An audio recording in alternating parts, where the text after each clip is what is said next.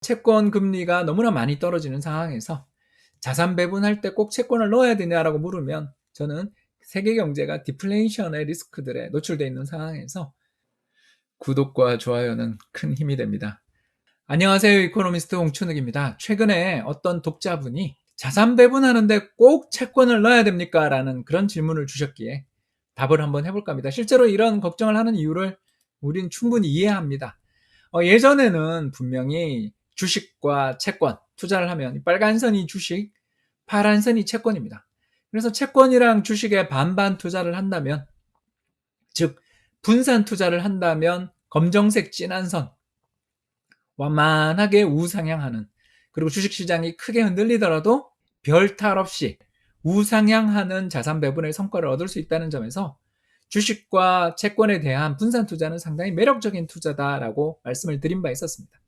그런데 최근 들어서서 금리가 제로금리 수준까지 떨어질 정도로 금리가 너무너무 낮은데, 한마디로 말해서 채권 투자를 해봐야 이제 별로 투자를 해서 성과를 낼 것도 없는데 이거 굳이 투자할 이유가 있냐? 라는 그런 질문을 주신 분들이 늘어나는 건 당연한 일이라 생각됩니다. 그런데 이 과정에서 우리가 고민을 좀 해볼 필요가 있는 것 같아요. 뭐냐 하면 분명히 전 동의합니다. 빨간 선, 미국의 10년 만기 국고금리, 그리고 파란 선, 미국의 2년 만기 국고금리를 동향을 보면 최근에 사상 최저 수준까지 떨어졌다가 다시 지금 올라오는, 약간 바닥을 치고 올라오는 그런 부분이죠. 그래서 이 정도로 떨어져 있는 금리에서 굳이 채권을 편입해서 자산 배분할 필요가 있냐? 동의합니다. 그러나 이게 너무 우리가 낙관 회로를 돌리는 거 아니냐, 희망 회로를 돌리는 거 아니냐에 대한 걱정도 좀 하게 됩니다. 바로 무슨 이야기를 하고 싶으냐 하면 독일입니다.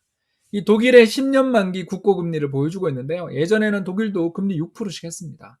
그러다가 이제 글로벌 금융위기 터진 다음부터는 2%대로 떨어지고, 그리고 유럽 재정위기가 터졌던 2012년 이후부터는 심지어 마이너스 금리로, 즉 다시 말씀드려서 미국 채권이 금리가 낮더라도 마이너스 금리 수준까지 계속 채권이 가격이 상승해버리면 금리가 떨어진다는 건 채권 가격 상승이죠.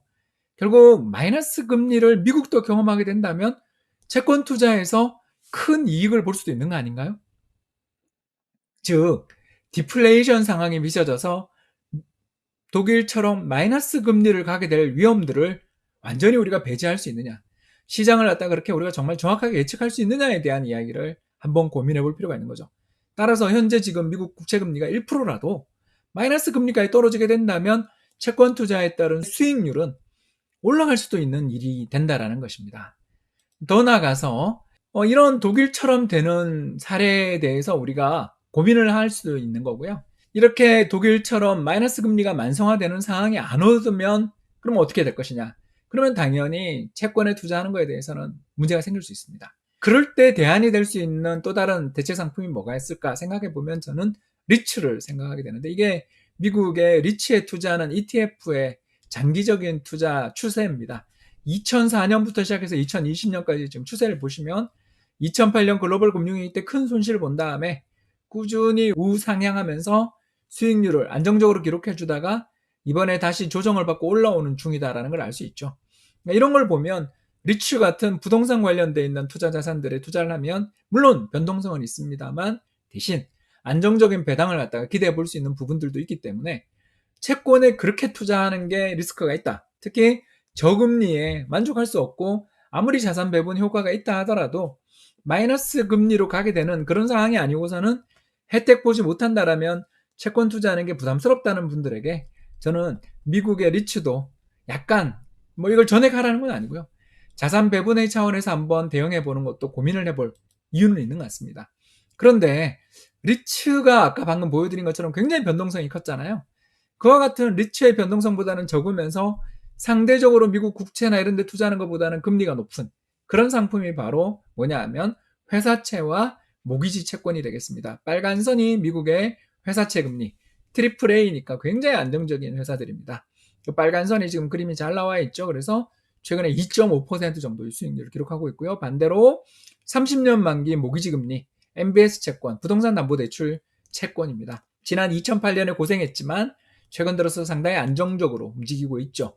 이 채권도 역시 지금 보면 금리가 3% 초반 정도에서 움직여주고 있어서 물론 뭐 미국 국채처럼 굉장히 안정적이다라고는 차마 말씀 못 드립니다만 적어도 채권답게 금리가 최근에 하락하는 과정에서도 여전히 쿠폰 금리도 높은 편이고, 더 나아가서 2008년 같은 끔찍한 그런 위기만 오지 않는다면 모기지 채권은 상대적으로 좀 안전한 편에 속한다라는 점에서 이런 채권에 대한 투자들도 한번 고민해 볼 필요는 있지 않을까, 저는 그렇게 생각합니다.